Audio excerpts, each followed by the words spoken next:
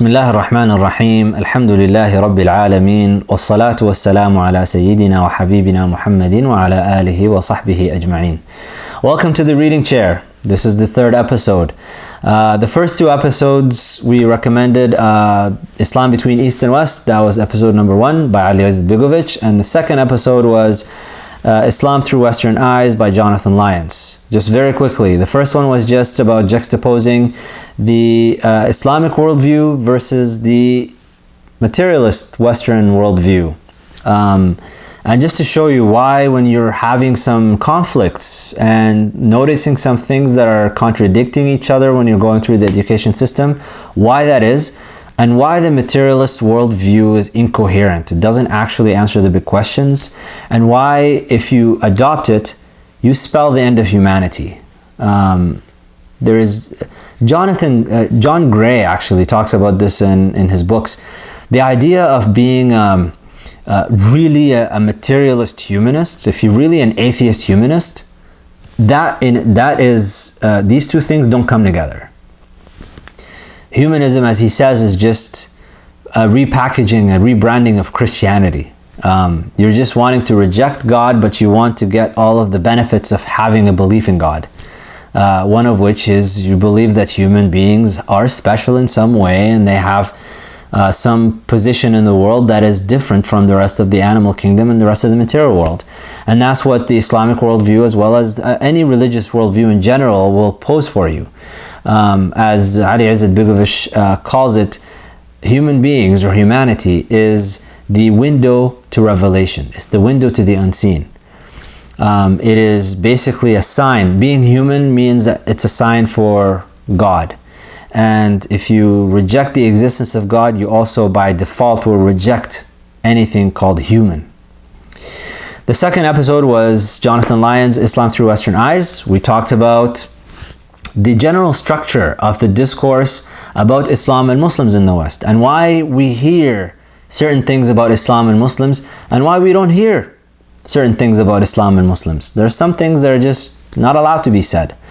And we talked about that in the second episode. So I would invite you to go and check those out. And if you haven't picked up those books, please do pick them up and read them. Add them to your library. They will enlighten you. Today's episode is a book recommendation that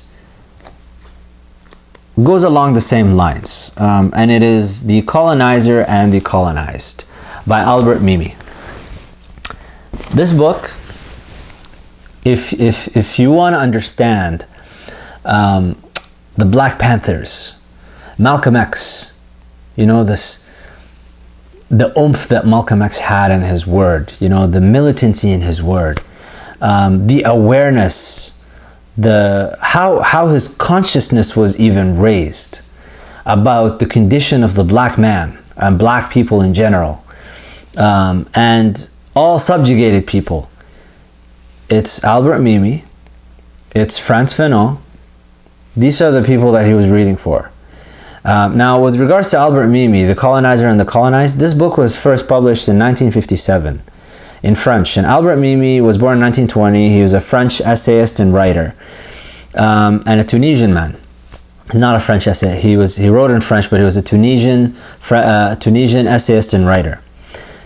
He wrote this book in 1957 in French. He did not realize the impact that it would have. This book was being confiscated by colonialist police, activists and rebel groups. This was the book that they were reading. It almost had the same type of impact as the Pedagogy of the Oppressed. Now, in 1965, the first English edition was published. And in it, he talks in his preface that he wanted to clarify some things and how he came to why his book resonated so well with so many people. Now, he was a Jew. He's a Jew. He's still alive, 95 years old, at the time of recording this anyways. Now, Albert Memmi, as a Jew, a Tunisian Jew from a Tunisian Jewish mother and an Italian Tunisian Jewish father, placed him in an interesting kind of paradoxical position in Tunisian society during the colonialist period. On the one hand, he's a Tunisian, so he can identify with and relate to Tunisians. But he's a Jew, so he's amongst kind of a different minority group. He's not amongst the majority Muslims. which the colonialist French, when they constructed their image or the portrait of the colonized, they wanted a kind of an ambiguous, undifferentiated image of the colonized, an abstract image that in doing so they can justify the dehumanization of the colonized population. Now the population was mostly Muslim. For Albert Memmi, he didn't fit into that description. That allowed him some privileges. Now he's half European, his father is an Italian Tunisian. He's a Jew, so he's not really in the same kind of category as the Muslim Arab population. So he was elevated a little bit. He had some privileges that allowed him to interact with the French colonialists in a way that the colonized did not. But he's still a Tunisian, so he wasn't really looked at as an equal. But because he was able to interact with both populations to some degree, he was able to grasp some psychological realities about both populations, and he just wrote them down. And when he wrote the book initially, he just wanted to kind of relate his experience of it and his observations.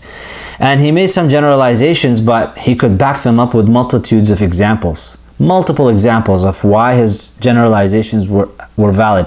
And the proof that they were valid was in the impact that this book had, not just on the Tunisian population, but amongst all colonized populations and all colonized peoples who became conscious and aware of what was going on and started to revolt. Now, he divides this book into two sections. The first section is a portrait of the colonizer, and the second section is the portrait of the colonized. Now, in the portrait of the colonizer, he talks about how the colonizer justifies and engages in a type of self-justification for dehumanizing a population and all of the arguments that they engaged in, and how that is reliant actually upon the colonized themselves. And that's where he gets into the second section. The colonized, in order for you to have a relationship that is interdependent between a colonizer and a colonized, you have to have first the hegemony and the superiority and the material means of the colonizers to be able to subjugate the colonized, but at the same time you need to have the colonized accept being colonized. In other words, you will not be able to enslave somebody that does not want to be enslaved. If someone by definition they will not accept being enslaved, you'll have to kill them if you're trying to enslave them. And that's what happened. There was people that rejected slavery, but in doing so, they paid for it with their life. They paid for freedom with their life. The same thing with the colonized. They had to accept being inferior.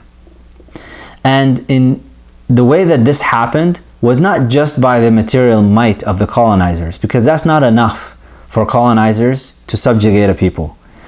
They had to, through institutions, through recruitment of certain elite groups within the colonized, they had to disseminate this portrait of the colonized, this degrading of the colonized, and get it to seep into the psyche of the colonized in a way that they start to think maybe they have a point. So what he talks about during his time, when they talk about the Tunisians say like, oh, well, maybe we are lazy, maybe we are timid, maybe we are so wretched, maybe we do need these people to come and raise us up and out of the situation that we're in. Give that kind of a modern context relevance. When you hear, for Muslims watching this, when you hear that, let me explain it to you in a way that kind of makes it really clear.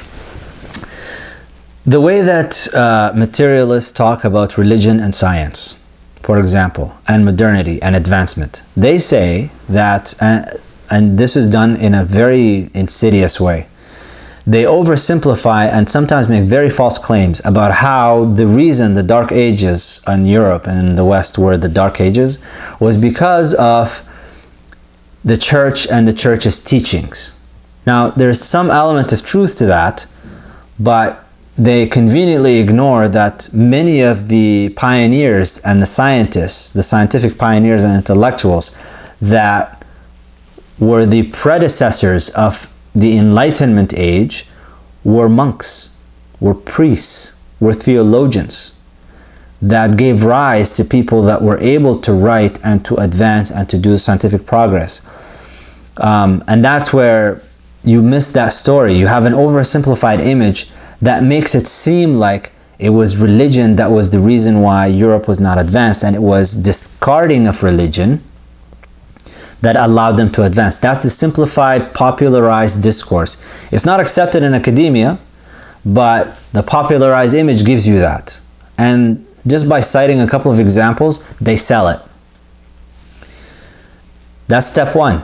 Step two, make a false equivocation between Islam and Christianity and claim, and make a very ridiculous claim, that people like Imam al-Ghazali were the reason for the end of the golden age of Islam.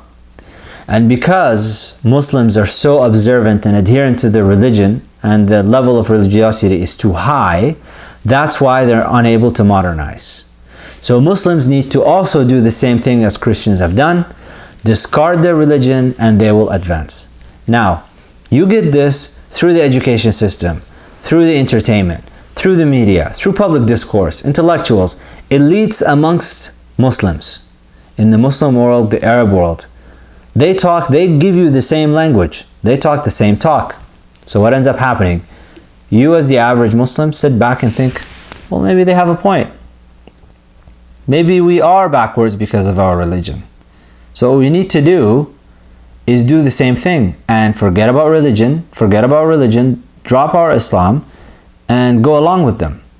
And that's where he talks about, in the last section of the Colonized, the two responses of the colonized. One response is this response. You melt away, you melt into the image of the colonizer. You try to become the colonizer, but you still fail at doing so because they will always look for ways to identify you as different. You can never be like them because of whatever qualities that you have that they can identify. And so despite everything you try to be and try to do, to the point of even trying to change your name and change your skin, you will still be different and you will still be looked at with suspicion. So the second attempt is a reactionary attempt in which religion, and so Islam, changes from, and this is now me just kind of expounding upon a point that he makes. Islam is no longer looked at as a dynamic living tradition that is able to look at changing contexts throughout history and throughout time and provide you with the tools to be able to engage with the changing times, the changing time that you're in, and live as a Muslim authentically, and fulfill your role as a Khalifa and as a bear witness upon the people and as a caller to God. What ends up happening in your reactionary response is Islam becomes a reactionary religion that serves more for identity politics than it does for you to be a living, walking testament for God. In other words, it becomes formalistic. So we focus more on our holidays, we focus more on our appearances, we focus more on, a lot of things that we just discuss. It's all to serve the purpose of asserting our difference, as opposed to asserting our commitment to God and recognizing the changing times. So that's kind of in a nutshell what this book is talking about. He gives a lot of very vivid imagery and vivid examples of how this plays out for the colonized. And for Muslims watching this, I encourage you to place extra emphasis and focus on the colonized part 2 of the book, Portrait of the Colonized. Because it's only through, thing is, as human beings, we can go through life either heedlessly or consciously. And if you're going through it heedlessly, when life throws things at you and you're exposed to different things in this world and situations and in our case subjugations and you have this kind of ascendancy of Western kind of science and technology and material means, and you think that is the answer, and conflation between culture and civilization and adopting value systems that Unawarely, you're just adopting them. You don't even know that you're adopting them. And you start to hate yourself heedlessly, as opposed to consciously recognize what is going on. This book is for you to raise consciousness, to become aware of what's really happening to you, and your psychological state. I mean, right now we have, I think it's really unfortunate. I come across sometimes videos and writings of Muslims that uncritically accept claims and positions given to them through intellectual discourses, simply because they see the Westerner, atheistic, materialistic perspective to have the material upper hand right now. And simply through material upper hand, they think that that indicates truth, when it doesn't. The material upper hand, for those who are historically illiterate, different peoples across history had the material upper hands, and they were followers of different traditions. The fact that right now it's with Western atheists does not mean that they have the truth, because before it was the Chinese, and there were Confucians and pantheists for all intents and purposes. At some point it was the Romans, at some point it was the Persians, at some point it was the Muslims, and now it's with the West. This kind of upper hand takes place, وَتِلْكَ الْأَيَّامُ نُدَاوِلُهَا بَيْنَ النَّاسِ. Allah subhanahu wa ta'ala gives power to whomever He pleases. And right now it just happens to be in the hands of Western hands. That doesn't mean that their ideology is correct. It doesn't mean that you have to engage in a form of self-hate and loathing and shame of who you are. You have to pierce through all of that and recognize where falsehood and truth lie. And that's really the purpose of this book, is for you to become aware of your psychological. So the first book was juxtapositioning Islam between East and West, was to just juxtaposition the difference between materialist and Islamic worldviews and why the materialist is incoherent. The second book I recommended was how the structure of the discourse about Islam and Muslims is set up, so that you recognize that's why they say these things and that's the paradigm that they have. This book is about your psychological reaction to mental colonization. Although Albert Memmi was talking about physical colonization, when the colonialists left physically because it became economically unsustainable for them, they didn't just take off and leave everybody to their own devices. They left an education system, they left a value system. And today, you have, with globalization and the internet and mass communication, the global monoculture, media, entertainment, all of these things. People are disseminating their messages worldwide, and Muslims are picking up ideas and value systems that are incongruent with the Islamic tradition.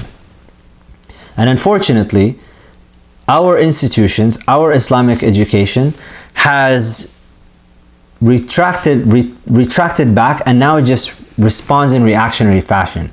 And it seems, to me at least, that the majority of Islamic education is about asserting identity, as opposed to engaging with the world in a dynamic, living tradition way.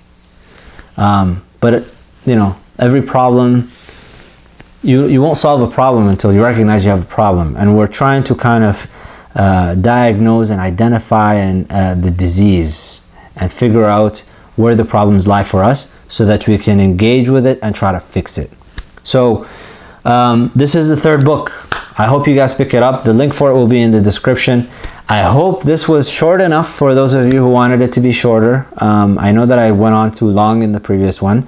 If you have any other suggestions of the format, if you want, I don't know, things related to the content, let me know. Comments below. Please like, share this video, all that good stuff. سبحانك اللهم وبحمدك أشهد أن لا إله إلا أنت أستغفرك وأتوب إليك.